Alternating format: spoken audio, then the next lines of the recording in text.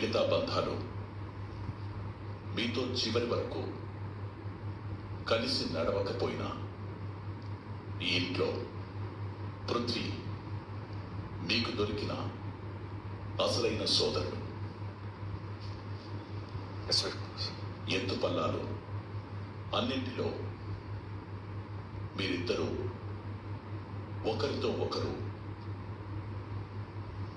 ఒకరి కోసం ఒకరు నిలబడ్డారు. ప్రత్యర్థులతో తలపడ్డారు.